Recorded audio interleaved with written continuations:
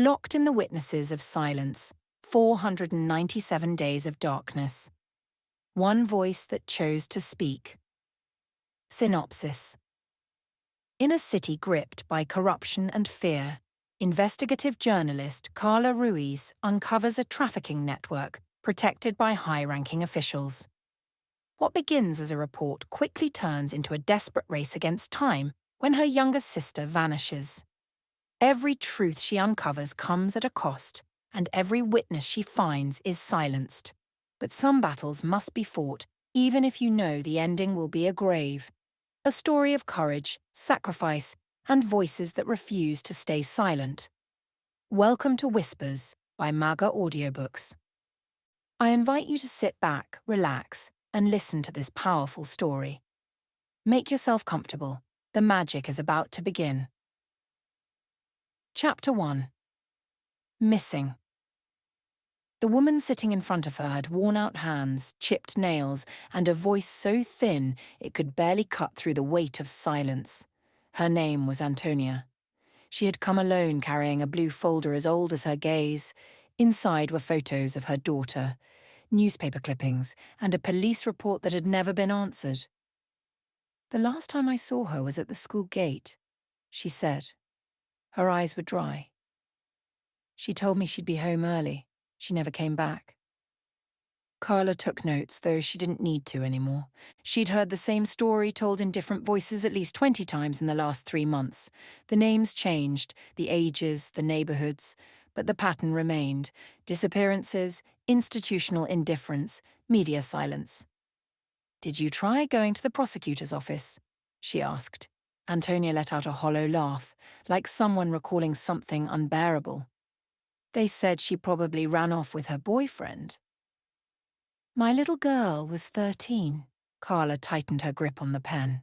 In the newsroom at the back of the paper's office, the other journalists' voices were a distant murmur. Irrelevant. This interview was taking place in another dimension entirely, where pain didn't dissolve into routine. Did she have a friend? Anyone who might know something? She was afraid of a man. Some man who followed her in the afternoons. She said he wore a suit and smelled like expensive cigarettes. I told her she was exaggerating. I was a fool. Antonia lowered her head and broke into tears.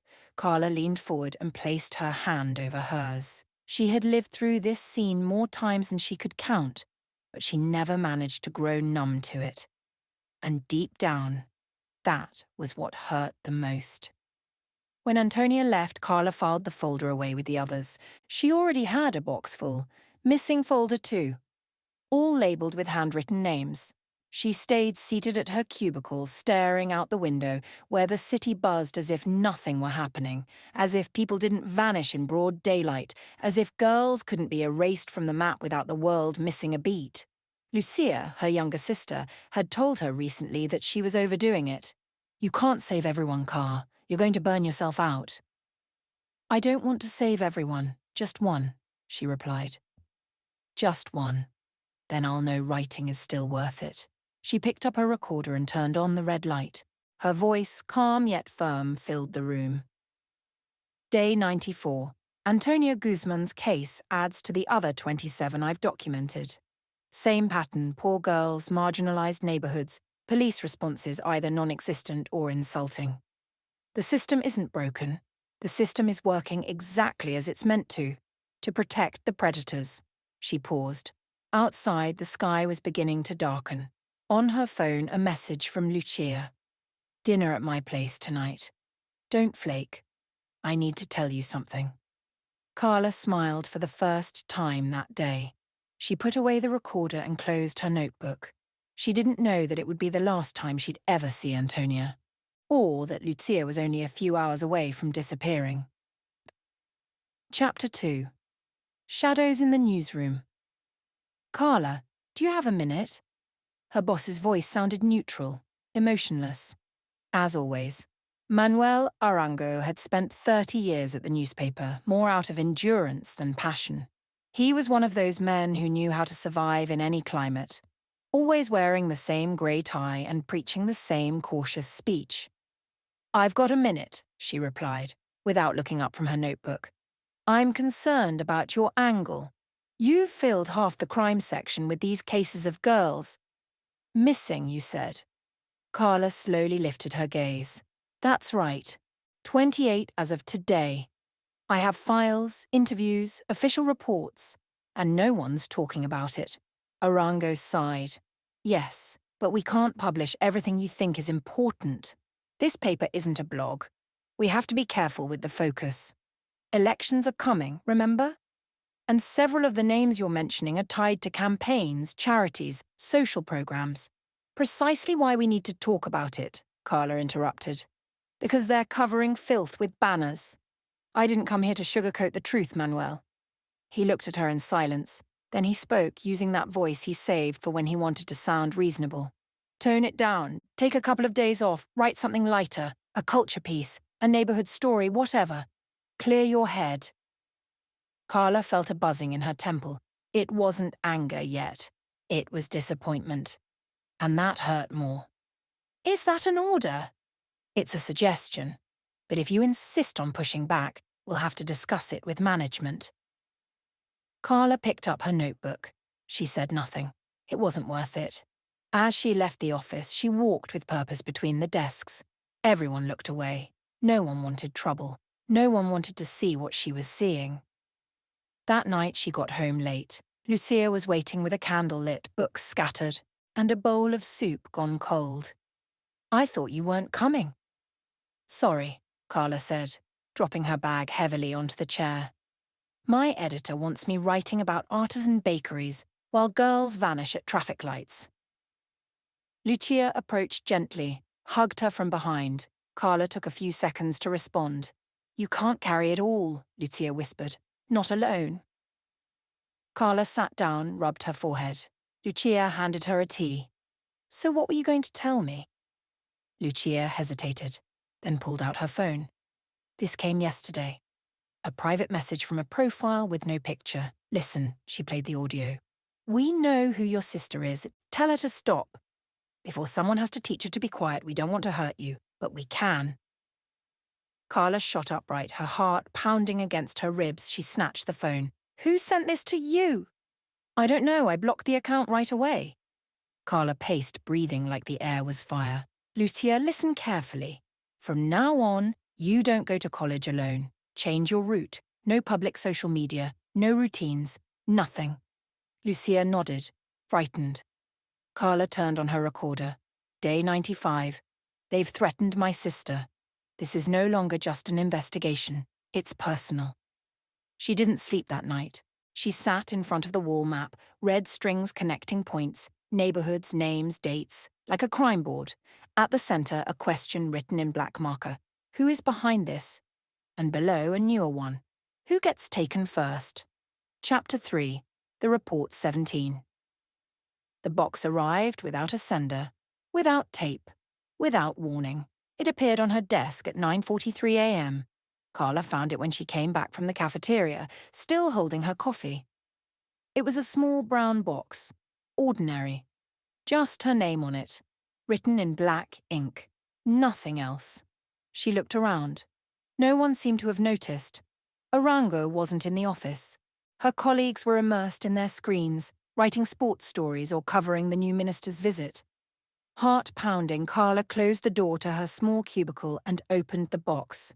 Inside was a manila envelope and a USB drive. The envelope contained a thick sheet of paper. Typed in uppercase letters. This is just a part. Stay safe. J. It also held several glossy printed photographs. Young women, visibly drugged or asleep in luxurious rooms. One had a tattoo on her arm. A childlike moon and star. Carla recognized the tattoo. It was in one of the files she had catalogued weeks ago. Anna Marina, she whispered. The next photos were documents, name lists, invoices from the Shell Foundations, schedules for supposed social programs. Some were stamped. Others bore signatures of public figures. The clearest one, Senator Rafael Ibarra Carla, froze. His name appeared on at least 3 of those papers. So did a retired colonel's, a decorated psychologist's, and an NGO that had won awards for victim support. She closed her eyes. took a deep breath, plugged the USB into her laptop. The file was named inform17.mp4. It was a video. It started with a montage of cut-out news stories, headlines about rescuing minors, teen pregnancy prevention, public-private partnerships. Then a distorted voice appeared, with blurry images of white vans entering what looked like a closed hospital. Then, a recorded conversation from a hidden cell phone. "They're ready. We'll pick them up Tuesday." "And the police?" "Relax. They're paid off." Carla's blood turned cold. She turned off the screen, looked at the box, then the USB, then the closed door. She knew what she had, she knew what it meant, and for the first time in years she felt real fear. That night she met Lucia in a quiet cafe far from the city centre. Lucia saw her arrive, eyes lit up, dark circles under them, and a look she hadn't seen since their mother died. "What happened?" she asked immediately. Carla pulled out a folded envelope, placed it on the table, and lowered her voice. "I've got proof. Real proof. Names, routes, videos." Lucia turned pale. "What are you going to do?" "First, secure it. Then talk to someone who can protect me. And after that, burn everything. In public. And if something happens to you..." Carla looked her straight in the eye. "If something happens to me, you'll know it wasn't an accident." Lucia swallowed hard. "And who are you going to turn to?" Carla pulled out a paper and wrote down a name. Judge Maria del Pilar Herrera. Her. If anyone can do something clean, it's her. That night, Carla made 3 copies of the material. One she hid at home, another she mailed to an old university classmate. The third she placed inside a worn crime novel, on her bookshelf. The title was ironic, Deadly Silence. Then she turned her recorder back on. Day 96. Today I received report 17. This is no longer suspicion, it's truth. It's happening. The girls are merchandise. The signatures are there. The whole city is contaminated. And if this gets out, someone will fall. Or I will first, she paused. But this time, if I fall, I'm not falling alone. Chapter 4. A Night with No Return. The lights of the newsroom seemed dimmer than usual. Or maybe it was the weight in her chest that made everything look darker. Carla reviewed the last frame of the video again. She paused at the blurred image of the girl with the moon and star tattoo. Her mind traced paths, timelines, faces, details. Her phone rang. Unknown number.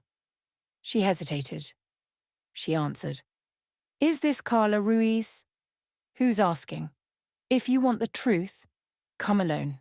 Tonight, 11:30. San Rafael Hospital, underground parking. Level -2, says sir."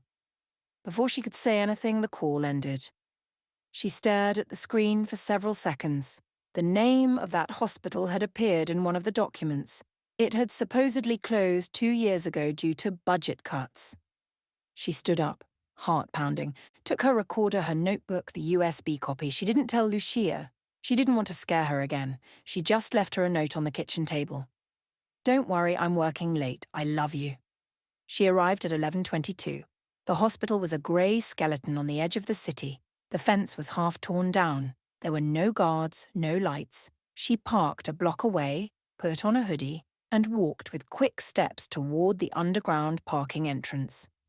The air was damp and smelled of mold. She went down the ramp to level -2. There were 3 cars. Black. Off. Silent. She took a deep breath and walked towards the central column. Her footsteps echoed. Then a voice. "Stop there." It was a man. She couldn't see his face, just a silhouette emerging from the shadows. He wore a suit. "Did you bring it?" Carla held up the USB. "Who are you?" "Someone who wants this to end, but it has to be done right." The man approached slowly. "I worked with them. I helped them. At first I thought it was for a greater good. Then I realized it was a machine that devours lives. Girls, like my daughter." Carla felt a tremor in her knees. Why me? Because you're not afraid to look, and because if they find out I spoke, they'll erase me. He handed her a folder. These are the medical reports, drug dosages, transfer lists. I can't hold on to this any longer. She took it with both hands. Their fingers brushed for a second. Run, he said. What? Run now, they're coming. Carla turned. In the distance, a car had just turned onto the ramp. Black, headlights off. She ran. She crossed the parking lot, her breath cutting short, adrenaline burning her chest. She jumped over a low wall and exited through a side door. Outside, the night air hit her like ice. She didn't stop until she reached her car. She got in, started it, and drove away with trembling hands. She didn't look back. When she got home, she locked the door and bolted it. Only then did she allow herself to cry. She opened the folder. The documents were devastating. One in particular made her stomach churn. A list titled Non-Returnable Assets, with photos of girls and a column of codes. One of them was L112, Lucia Ruiz. She covered her mouth with her hand to stifle the scream. She turned on the recorder. Day 97. They have a list. My sister is on it. I don't know how much time we have. I don't know who's listening. But if something happens to me, look in the red novel, third shelf. There's everything. And someone named Jay. He's not alone. He's one of them. Or was. I don't know. I don't know anything anymore. Except that we're running out of time. Chapter 4. 5. The White Room. The smell came first. A sweet chemical perfume, like that of new dolls. Then a pressure at the base of her neck. A viscous darkness. A distant buzzing. When she opened her eyes, everything was white. A lamp above her head, a ceiling fan, a camera in the corner blinking red, and her, on a bed with no sheets, dressed in clothes that weren't hers. She tried to sit up, but her body was heavy and as if submerged in water. Where? She mumbled.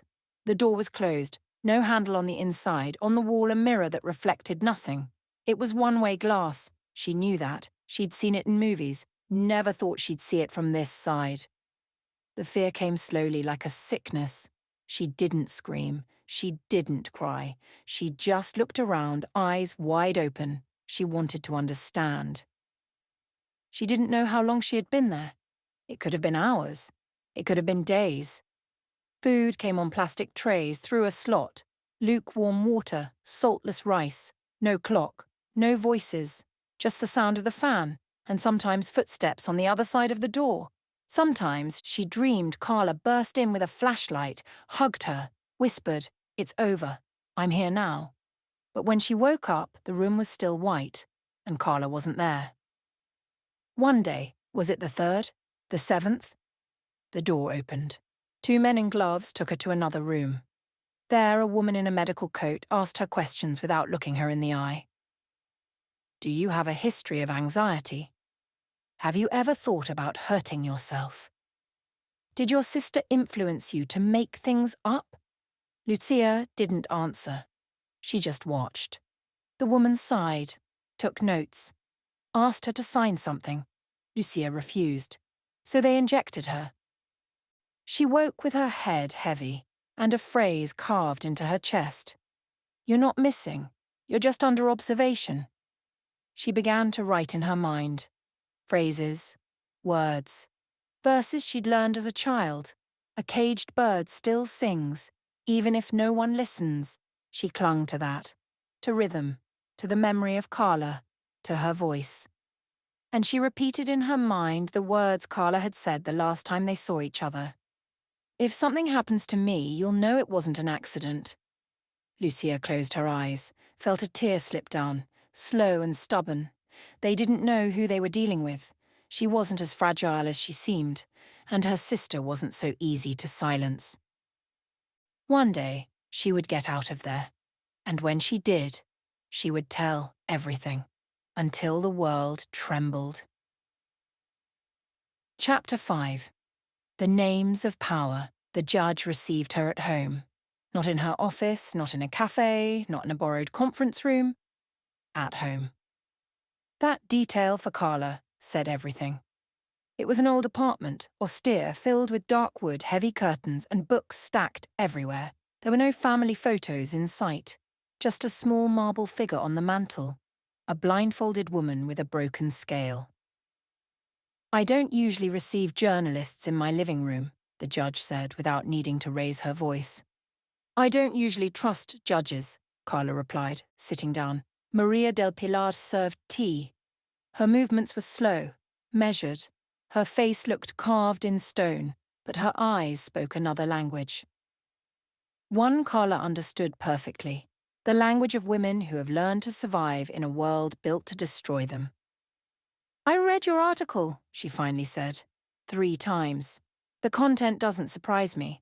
What surprises me is that you're still alive. Carla lowered her gaze for a moment. Then she pulled out a copy of Report 17 from her bag.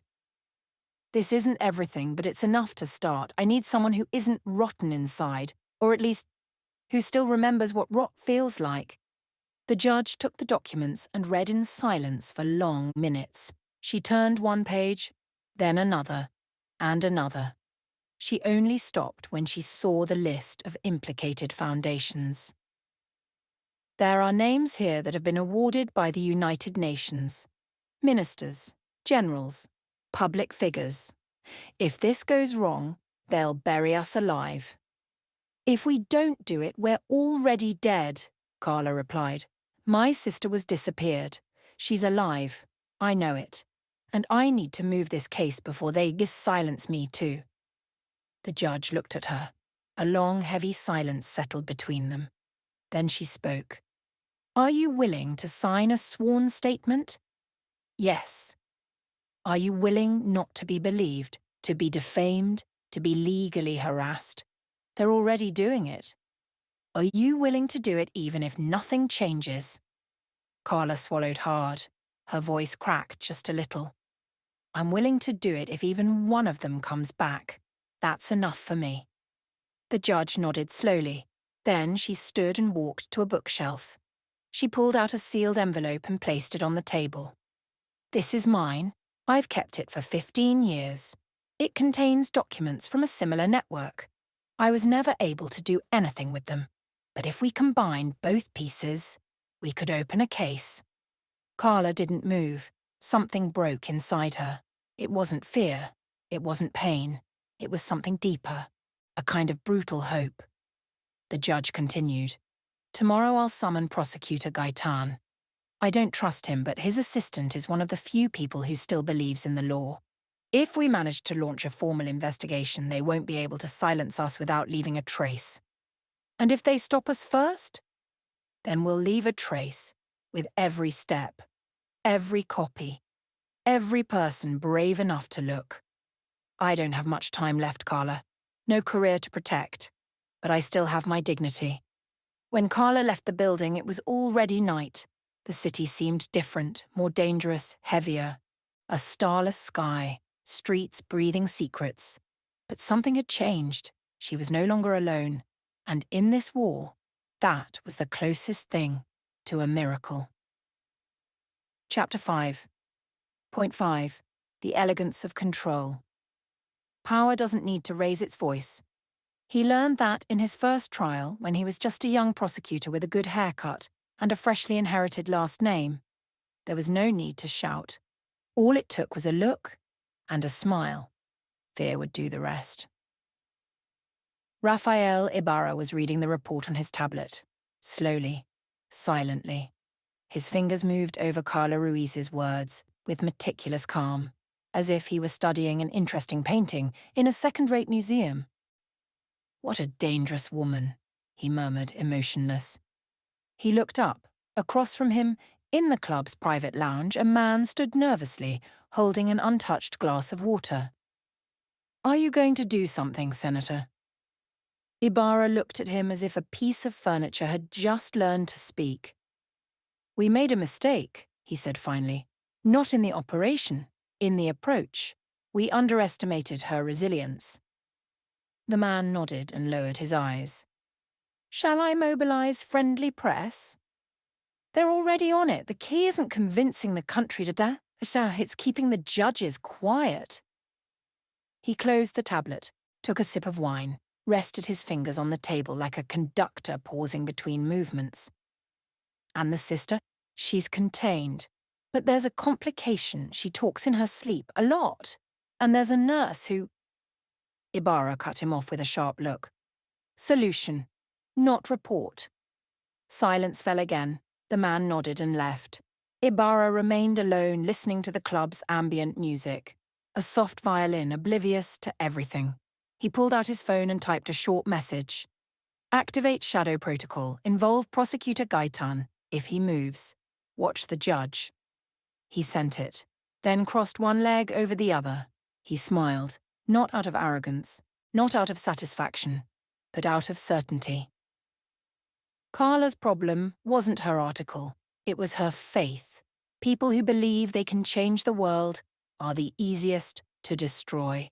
All you have to do is rip away what they love. He'd done it before, and he would do it again. When he left the club, he greeted everyone. Perfect smile, firm handshake. A young photographer from the local paper asked him for a selfie. "Senator, I admire you so much. My mum says you're the only decent one left." Ibarra leaned in slightly, kind, paternal. "Send her my regards," he said. And as he posed for the photo, he thought of Carla Ruiz, of her sister, of how easy it would be to wipe them off the map. Without a trace. All he needed was the right moment. Chapter 5. Point 6. Amalia doesn't ask. Amalia doesn't ask. That was the first lesson. When she arrived at the North Institute for Psychosocial Care, she signed 20 pages of confidentiality. They told her it was a special program, that many of the girls arrived drugged, violent, with difficult histories. They told her not to talk to the patients more than necessary. That calls were only authorized by management, that outside personnel came with official credentials. Amalia signed. She needed the job. Her son was sick. Her sister was unemployed. There weren't many options for a 50-year-old woman with debts and a crumpled diploma. During the first days, she tried to convince herself. The girls seemed dazed, yes. Some cried, others didn't speak. But who was she to judge? Maybe they really did need help. Maybe they came from broken homes. It wasn't until the next month that she started noticing the details. The medical records were incomplete. The names changed depending on the shift. The injections weren't for calming, but for erasing. And then Lucia arrived. "Don't look at her too much," another assistant warned her. "That's case 28, she's marked." But Amalia looked anyway. She was different. Not because of her age or her clothes or her accent. Different because of her silence. Lucia didn't scream, didn't cry. She just observed. She had the eyes of someone memorizing exits, of someone waiting for a mistake. One afternoon, Amalia brought her food, dry bread, unsweetened tea. Lucia barely looked at her. Then she said, "You're not like the others, you're actually afraid." "Please eat," Amalia replied. "Do you have children?" Amalia didn't answer. Lucia looked at her with a gentleness that hurt. "Then you understand." That night, Amalia cried for the first time in months, not for Lucia, for herself, for the certainty of being part of something filthy, for every time she stayed silent, for every girl she never saw again. Tss. 2 days later, she overheard the guards talking. Lucia was marked for transfer. That wasn't good. That was never good. Amalia knew what happened to the ones they transferred. Once she found a blood-stained bracelet in room 6. Another time she saw a list with red marks next to names. That list disappeared the next day. That same night she entered the white room when no one was looking. Lucia was asleep, but her body trembled. She was dreaming. Amalia leaned in, heart pounding in her throat. She spoke softly, as if telling a secret to a daughter. "I don't know how to help you, but I will." "Can you hear me?" she whispered. "I will." And then, as if she had been waiting for her, Lucia opened her eyes. She didn't say anything, she just nodded. Amalia left the room. Her uniform smelled like fear. So did her hands. But for the first time in a long while, she felt alive. And that was the beginning of danger. Chapter 6. The one who came back broken. The contact came from a hidden number with no name, no context, just a message. She wants to talk, but only once, and on her terms.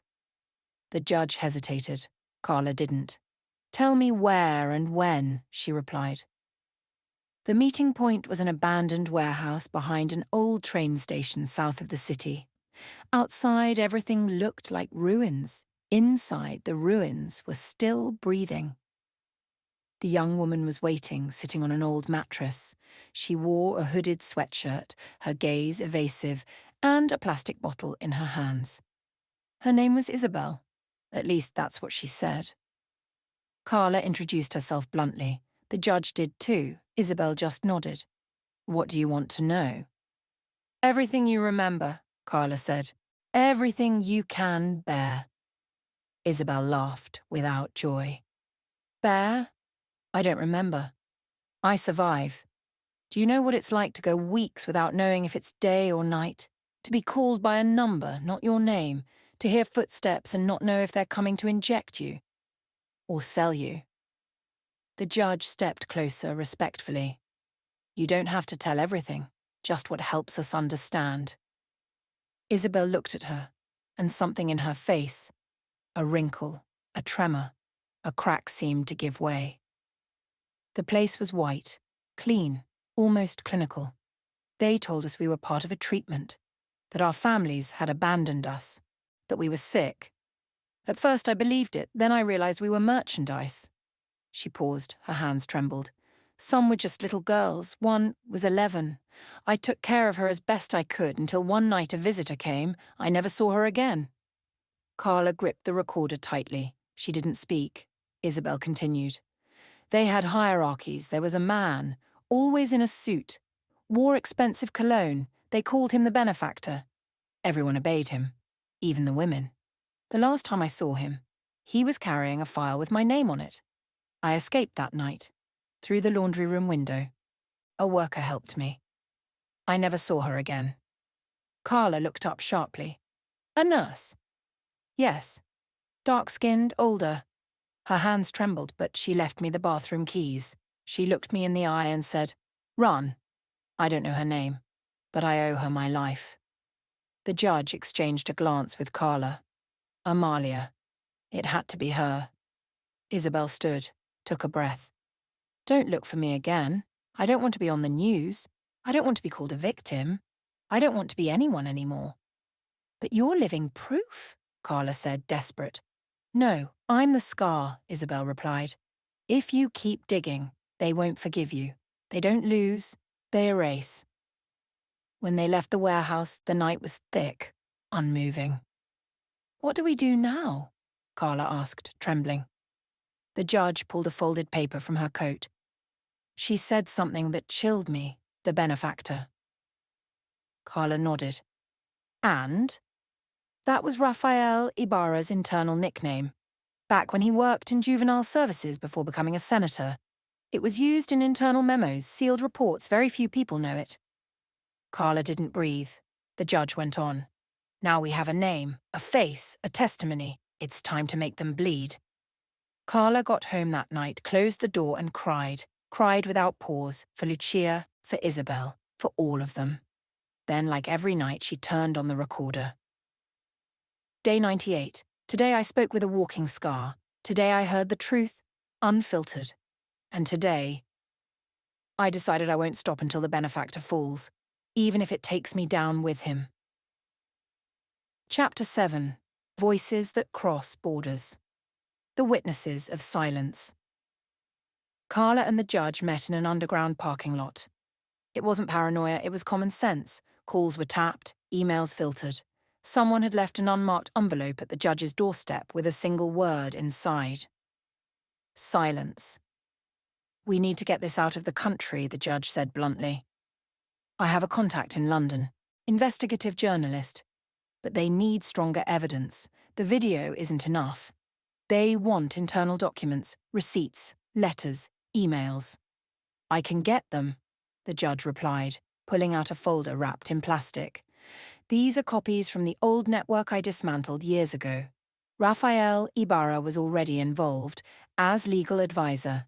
Now he's a senator, but he's still using the same methods.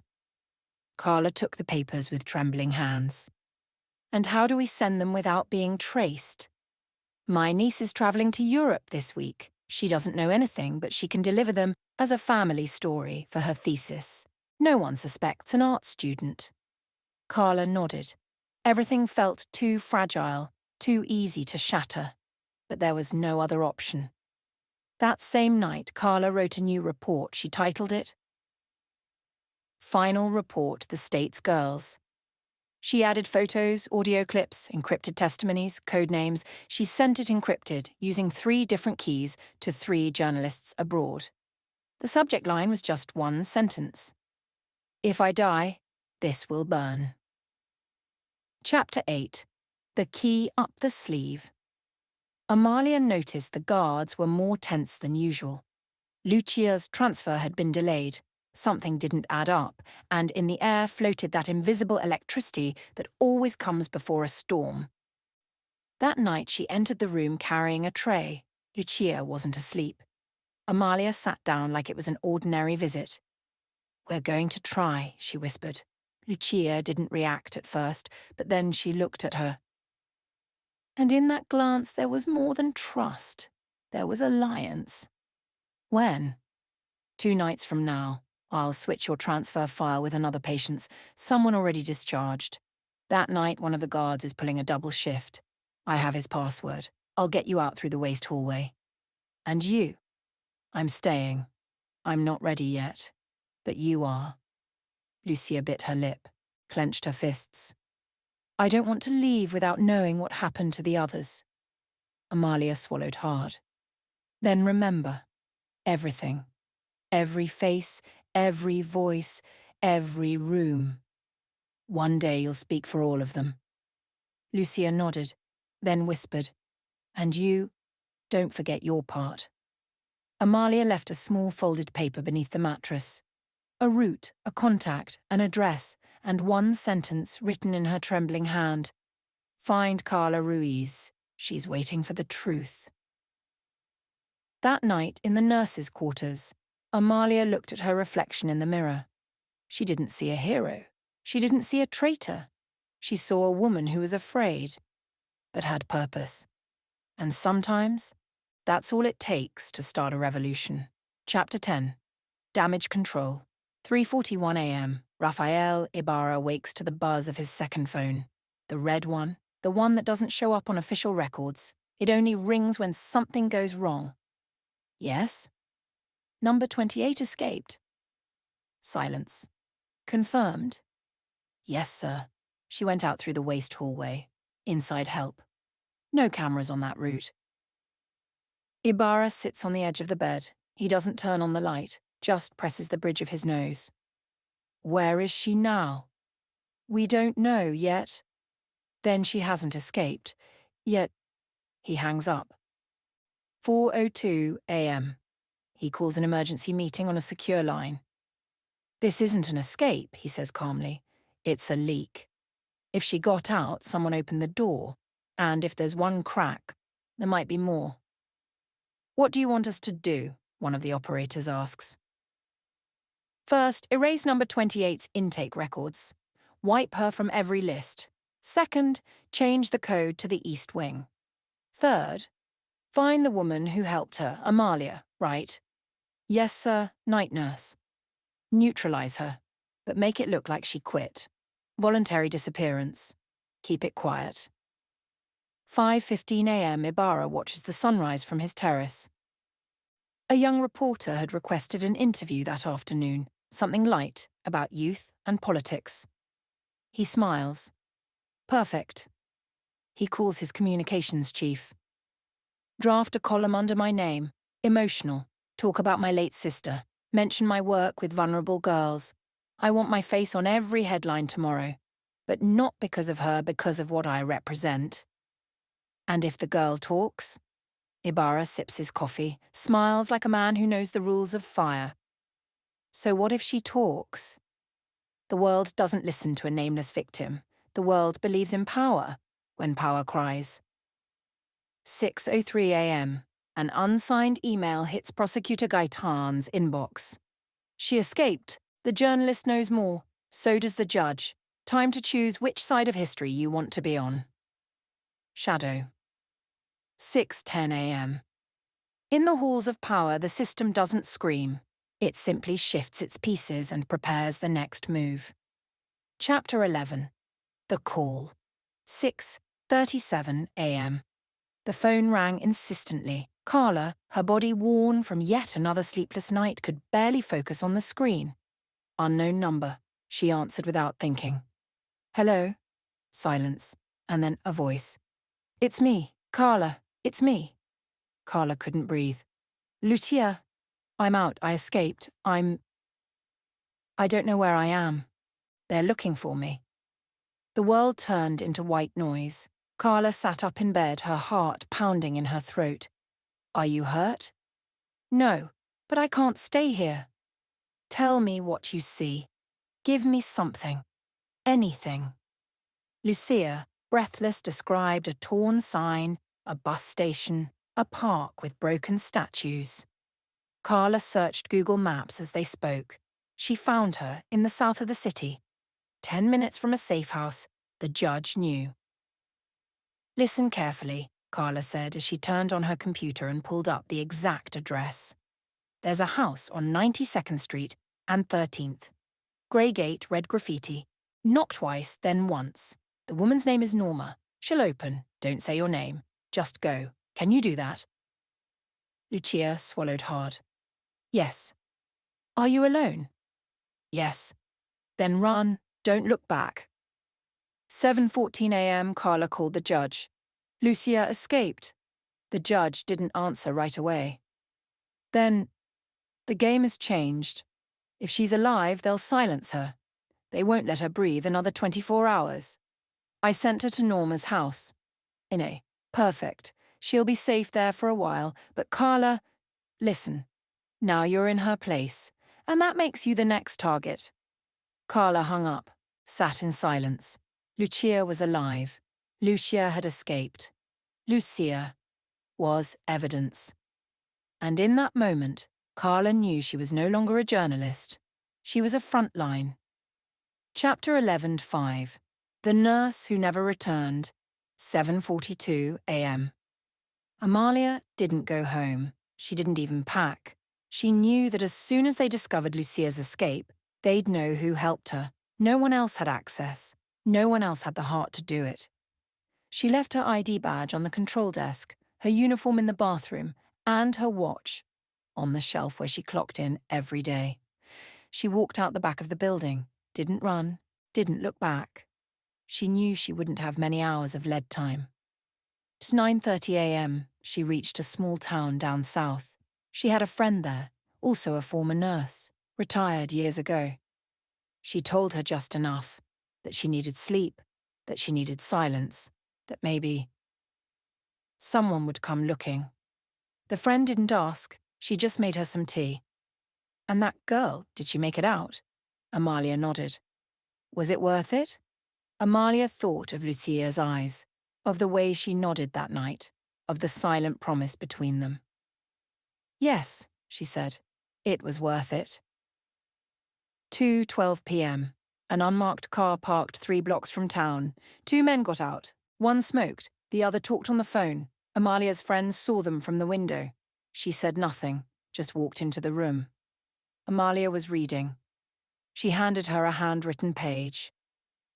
In case you don't get the chance to tell it yourself.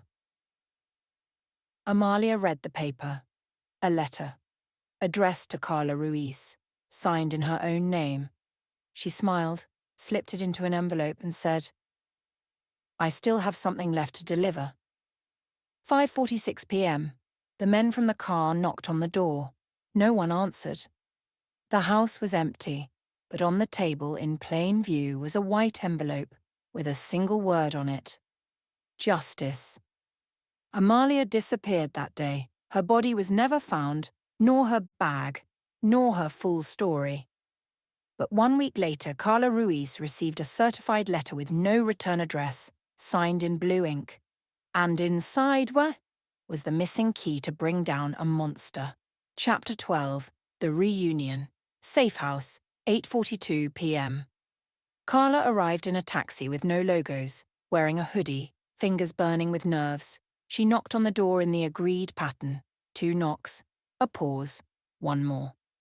Mrs. Norma opened without a word, just pointed inside the house, a room at the end of the hallway, the door slightly ajar, a dim light glowing within.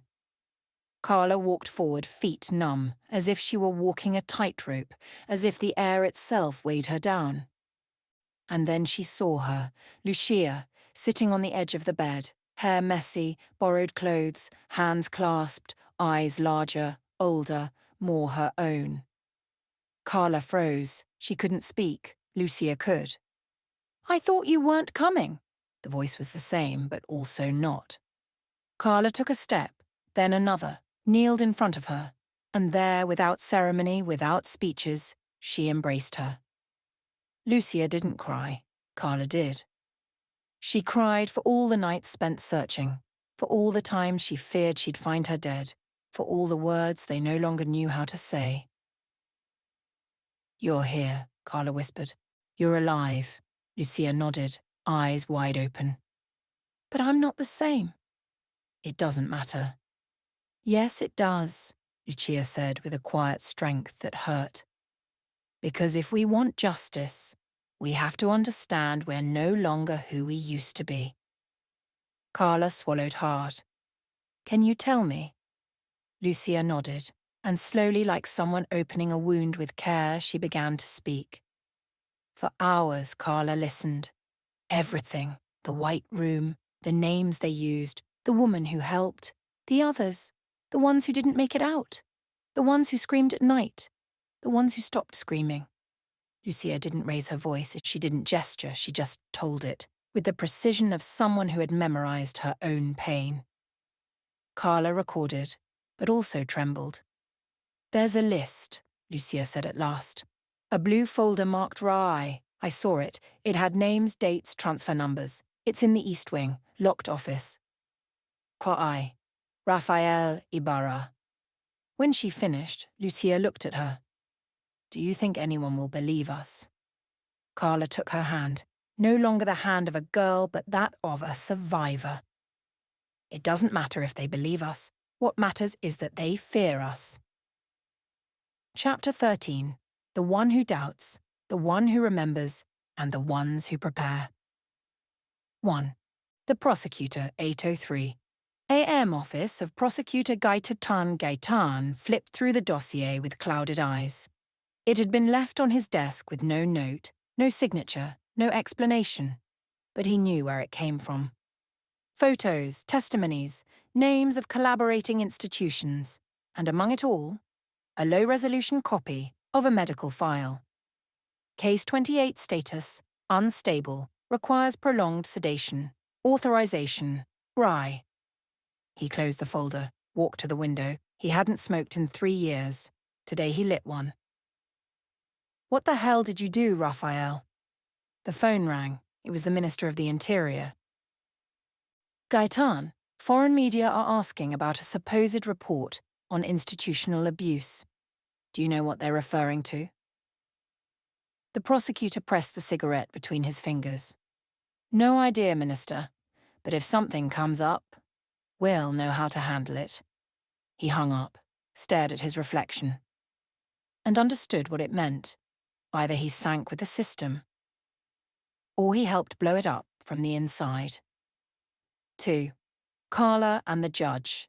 12:47 p.m. downtown cafe. Carla was sliding napkins one over the other, writing and crossing out. Maps, routes, schedules. They were building an infiltration plan. "The file is in the East Wing, Office 4. We need a court order, but we're not going to get one." "Then we're not going in as judges," said the judge. "We're going in as Health Ministry technicians." Carla looked at her confused. "There's an inspection operation approved 3 months ago. They shelved it because no anomalies were found. If we reactivate it and use it as a pretext..." We can enter with authorized personnel with legitimate credentials, Carla finished. And if we find something, then we leave with a warrant. Carla swallowed hard. What if we don't make it out? The judge smiled without humour. Then there'll be no one left to report them. 3. Lucia, 4:08 p.m. closed room, safe house. Lucia didn't sleep, didn't eat, didn't speak. She just remembered. Every face, every voice, every word heard through the centre's walls. She wrote on loose sheets a list of victims, of names she had heard, of nicknames, of codes. Every line was a scar no one could see. When Norma came in with a food tray, she said, "You talked in your sleep last night." Lucia looked at her. "What did I say?" "If I forget them, it's like I killed them myself." Lucia nodded and kept writing. Chapter Epilogue. In a rotten system, when a victim remembers, when a judge decides to enter, and when a prosecutor begins to doubt, it's not a story that can end in silence. It's a story that's going to explode. Chapter 14. The Infiltration, 9:05 a.m. The ID said Carla was an assistant inspector from Health Unit Number 3. Fake name, real credentials, created by the judge, validated by a doctor who had lost everything. And feared nothing anymore. With her was Dr. Celeste Morales, 45 years old. Steady hands, a face that didn't invite conversation. At the entrance of the facility, a man in a white coat with a lifeless smile received them. Routine health check. Court order, said the doctor, handing over the sealed envelope. The man opened it, skimmed it, and stepped aside. You have 15 minutes, no more. 9:11 a.m. The place smelled of bleach and artificial mint. The hallways were so white they hurt to look at. Carla felt her stomach rise to her throat. This was it, where Lucia had been, where others still were. The doctor spoke loudly, pointing out damp spots on walls, supposed ventilation issues. Meanwhile, Carla discreetly took pictures with her spy watch. Each photo felt like a shot to the heart. 9:17 a.m. Can I see the current patient records? Carla asked. The head doctor frowned. Not in the order. Then I want to see the discharge files, for the report. He hesitated, then gave in. Office 4, East Wing. This was it. 9:21 a.m. The office had an electronic lock. Can you open it, please? The doctor hesitated. Carla caught the gesture. There was fear in his eyes, of her or of what was inside. He typed the code. The door opened. A small room, metal file cabinets, a safe built into the wall, and on the desk, a blue folder. Rye. Carla nearly stumbled as she rushed toward it. 9:24 a.m. She began flipping through it. Coded names, admission dates, notes. Lucia Ruiz, L28. Status, intensive treatment. Discharge, not recorded. Also, Amalia Vargas. Night shift supervisor. Status, partial cooperation, risk level medium-high. Situation dismissed. Translation disappeared. God, whispered Carla. But she couldn't say more. A shout came from outside. They can't be here. Shut down the inspection. Footsteps, voices, radios crackling. Carla, said the doctor, we have to go. Now. I don't have everything yet. Carla, now. Carla shoved the entire folder into her bag, took one more second, looked at the safe, still locked. No time. 9:27 a.m. They walked through the hallway, credentials held high. The doctor shouted legal articles. Carla feigned professional outrage. The director yelled threats with a trembling voice. No one stopped them. Not yet. A camera caught Carla's face as she left. The nightmare was about to begin. But so was the war. Chapter 15. The Blue Folder, Safe House, 11:34 a.m. Carla spread the contents of the folder across the table. The judge watched in silence. Every page felt like a gunshot. They weren't just medical records, it was a web, a network.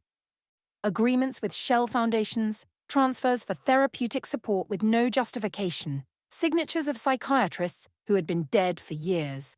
And at the center of it all, RAI, initials of Rafael Augusto Ibarra.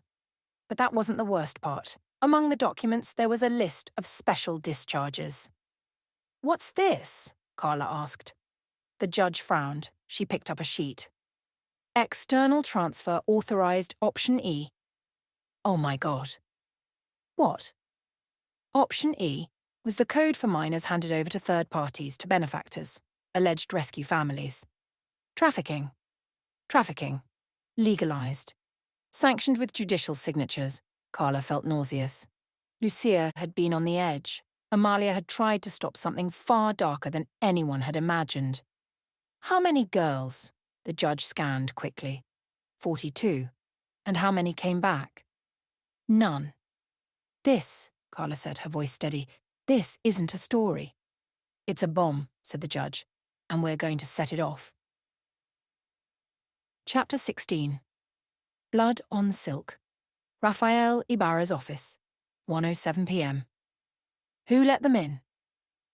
The centre's director, trembling on the other end of the phone, couldn't answer. He just stammered. "What did they take?" "The blue folder. I think they also recorded." "Do you realize what you've done?" The man hung up. Ibarra threw the phone against the wall. He took a deep breath, sat down, and dialed another number. "Activate Black Protocol." "Are you sure?" "I want Carla Ruiz found before she publishes. And if they can't find her, I want every outlet to receive a fake dossier, one that paints her as a radical activist, mentally unstable, an unhinged sister searching for someone who never existed." 2:35 p.m. A brief news item spread. Alleged journalist linked to emotional manipulation ring and conspiracy in therapeutic centers. Authorities investigating possible ties to radical groups. Blurry photo. Name vaguely suggested. Just enough to plant doubt. 3:02 p.m. On social media, anonymous posts started circulating. Isn't it strange how now they all want to be victims? The sister was never institutionalized media hoax. The journalist just wants attention, like all of them. But it was too late. The story had already crossed borders. The British journalist Carla had contacted weeks earlier, published the first report that night. The Blue Folder, how a Latin American state legalized the trafficking of girls for a decade. And at the end of the article, two names: Lucia Ruiz, survivor; Carla Ruiz, journalist. And for the first time in years, Rafael Ibarra felt something close to fear. Chapter 17. The Echo of a Name. 1. Carla Safehouse 3, 17. a.m. Carla wasn't sleeping. She was sitting in front of her laptop, hands still, heart racing. The notification came at exactly 3:13. "The Guardian has published your story." It was out in the world. She opened the link with trembling fingers. There it was. The Blue Folder by Samuel Kent. Spanish translation. Blurry photographs. Snippets of recordings, testimonies, and at the end, the name. Lucia Ruiz, survivor; Carla Ruiz, journalist.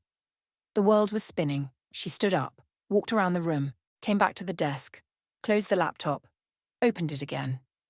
Her phone wouldn't stop ringing. Media, messages, international contacts, interview requests, offers of asylum, the price of truth. Carla took a long breath. "We're no longer a whisper," she said softly. "Now we're a scream." And for the first time in years, she didn't feel fear. She felt momentum. 2. Lucia back room, 3:27 a.m. Lucia woke to the sound of the portable radio. Norma had tuned it to a foreign station just in case something happened. The announcer's voice was clear, cold, British. The case known as the Blue Folder reveals an institutional network that enabled the disappearance and exploitations of minors in Latin America for over a decade. Lucia sat up, listened. When she heard her name, she didn't blink. Lucia Ruiz, identified as one of the few survivors, has given direct testimony through her sister. Her name, her story, on the world's lips. She stood, walked to the bathroom mirror, looked at herself. She didn't see a victim, nor a heroine, just herself, with scars, with new eyes, and she whispered, not strong but steady, "They see me now." She touched her chest as if to make sure she was still there, and then she cried, not out of fear, but out of relief, of truth, of weight finally lifted. 3. Somewhere else? 3:59 a.m. A girl in a centre in the south of the country heard the story on an old radio. She didn't understand everything, but she heard the name, Lucia Ruiz. And for the first time, she thought maybe someone out there knew she existed. Chapter 18. The camera on. Amateur 9:17 p.m. International broadcast 10-second delay. The improvised studio was ready. A white room, neutral, no pictures, no distractions, 2 cameras, a ring light, and in front of them, Carla and Lucia. Lucia wore a light-coloured shirt, no adornments, hair pulled back, face clean, not a drop of makeup. She wanted to be seen like that. The producer approached Carla. Final reminder, we can use digital filters to blur your sister's face. We can alter her voice. It'll be safer for her. Lucia answered over her shoulder. I didn't ask for safety. I asked for justice. The producer fell silent, nodded, and stepped away. The red light blinked. 5, 4, 3, 2, 1, live. The anchor greeted from a split screen. Introduced the case. Brief, sober. No sensationalism. Tonight we speak with Carla Ruiz, independent journalist, and with Lucia, her sister, a survivor of the system. Her testimony has been verified by multiple sources. Her story that is the one the world needs to hear. Lucia took a deep breath. Carla held her hand, just once. The anchor asked, Lucia, why did you decide to speak with your face, with your name? Lucia looked into the camera and spoke. Because I spent years screaming in a room where no one listened, because they called me L28 and told me I was crazy, that no one would look for me, because they thought they could lock me up and throw me away, and because there were others who never made it out. Pause. I'm not a testimony, I'm evidence. What would you say to Minister Ibarra? Lucia didn't hesitate. When you cover blood with a rug, the wood rots, and sooner or later that rot spreads through the whole building. The interview lasted 23 minutes. No tears, no table pounding. Just truth. At the end, the anchor asked, Are you afraid? Lucia thought for a moment and answered, Yes, but silence hurts more than fear. And now, I'm no longer alone. On social media, the video went viral in minutes. In schools, homes, hospitals, women raised their voices. #I was there too. No more silence. Lucia is not alone. That night, Carla and Lucia didn't sleep, but not out of fear, because they knew that for the first time someone was listening. Chapter 19. Those Who Tremble.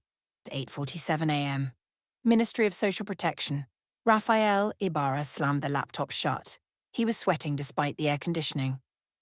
Lucia Ruiz, with a face, with a voice, on prime-time television. No one had prepared him for this. The phone rang, again. Now what? He answered, barely containing his rage. The Inter-American Commission is requesting access to the files. The British Embassy is demanding guarantees for the whistleblowers, and Prosecutor Gaitan has filed his own inspection order. Silence. Gaitan? Yes, sir. And he met with Judge Lara last night. He's issuing warrants. Ibarra felt a cold shiver run down his spine. He hung up, stood up, looked at himself in the mirror of the private bathroom, and for the first time, he didn't recognize the man staring back. 10:02 a.m. Office of the Attorney General. Prosecutor Gaitan signed 3 arrest warrants, 1 for the centre's director, 1 for the medical coordinator, and 1, discreetly, for Rafael Ibarra himself. His assistant looked at him, stunned. "Are you sure, sir?" "There's no redemption without disobedience," he replied, picking up his briefcase, "and it's too late to stay silent now." 12:34 p.m., National Newsroom. Headline on screen, "The Fall of the Untouchable. Prosecutor investigates Minister Ibarra for state crimes." The article didn't just cover Lucia's case. It spoke of decades of cover-ups, disappearances, favours between judges, doctors and foundations, a network, an empire of impunity. And now, it was beginning to collapse. 2:16 p.m. National Congress. A young congresswoman with a steady voice called for the formation of a special truth commission. Because this is not just a story of abuse. It's a story of the state. And there are more Lucias, more girls who won't come back, more families that were silenced. Scattered applause, uncomfortable glances. But it was too late to hide. 4:09 p.m. International Airport. Ibarra arrived wearing dark sunglasses and carrying a diplomatic passport. The immigration officer looked at him and scanned his document. Something blinked on the screen. "One moment, please." Two plainclothes agents approached. "Minister, there's a restriction order preventing you from leaving the country. And you've been summoned to testify first thing tomorrow." Ibarra swallowed hard. "And if I refuse?" One of the agents held his gaze. "Then we escort you now." A 6:22 p.m. safe house. Lucia stared at the screen. Carla was reading headlines aloud. "He hasn't been tried," Carla said, "but he can't hide anymore." Lucia said nothing. She took her notebook and wrote a single sentence. "When the monster trembles, it's because the girl no longer cries."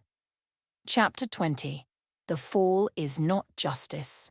8:02 a.m. National Prosecutor's Office. The interrogation of Rafael Ibarra took place behind closed doors. But the cameras were waiting outside. He entered with a wrinkled suit, his face older than the media remembered, and no spokespersons by his side. When Prosecutor Gaitan received him, there were no greetings.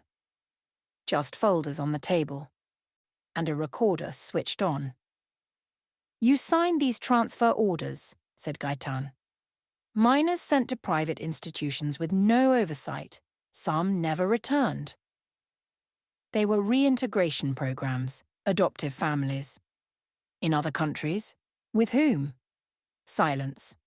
"And this signature, Minister?" the prosecutor asked, showing a document. "Here you approved option E for a minor identified as L31. She was never located. I didn't handle the discharges. You were the link between the state and the darkness." 3:27 p.m. National Newscast. Rafael Ibarra has been placed under preventive detention as the investigation proceeds. In the coming days, formal charges are expected, including forced disappearance, aggravated cover-up, and systematic human rights violations. The flashes didn't stop firing. A man who for years had been untouchable now lowered his head under the weight of what he had denied. 4:01 p.m. safe house. Carla turned off the television. Lucia kept staring at the black screen. "Ah, he fell." "Yes," Carla replied. "But this isn't justice." Lucia looked at her. "Then what is it?" "It's the beginning. The crack in the wall." 5:12 p.m. Outside a closed facility. A girl at the gate of the former centre where Lucia had been left a flower. Another girl left a note. "I was here too." Cameras captured the image. The gesture became a symbol. 6:45 p.m. Central University Auditorium. Carla had been invited to speak, but she didn't go alone. Lucia took the stage. Alone, no notes. "I don't want to be called the brave one. I didn't do this out of strength. I did it out of rage, because they stole my voice. And now No one else will use it for me. Pause. The fall of one man is not justice. But when a story like mine stops being shame and becomes a banner, that's where something begins, something even I can't imagine. Standing ovation. Not for the pain, but for the courage. Epilogue. The folder no one burned, 3 years later.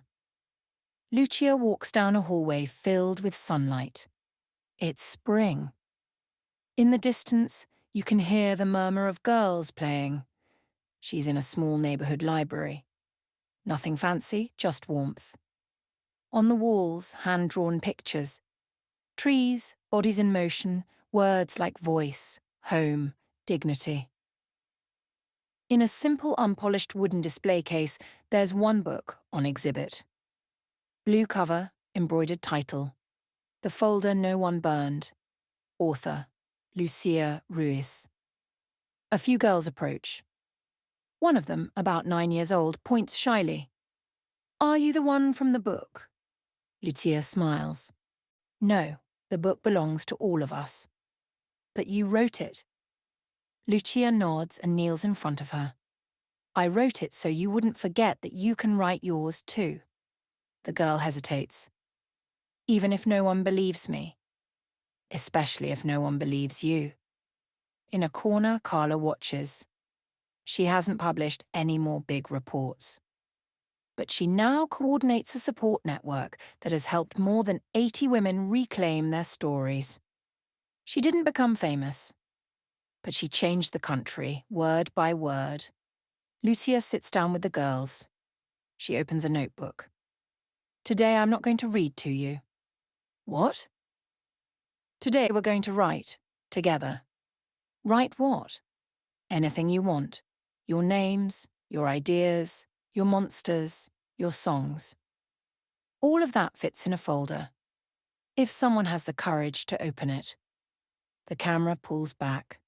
Sunlight floods the room. Pencils move, ti-chi, voices rise and blend. And on a shelf, almost hidden, there's a small plaque. "To all those who were silenced, to all those still waiting to be named, this place is yours." The end. Thank you for joining me on this unforgettable journey. I hope you felt this story as deeply as I did while bringing it to you. If you enjoyed it, don't forget to subscribe to my YouTube channel, Whispers by Maga Audiobooks, so you never miss any of my upcoming releases. Until next time, and may the magic always be with you. If you enjoyed it, don't forget to subscribe to my YouTube channel, Whispers by Maga Audiobooks, so you never miss any of my upcoming releases. Until next time, and may the magic always be with you.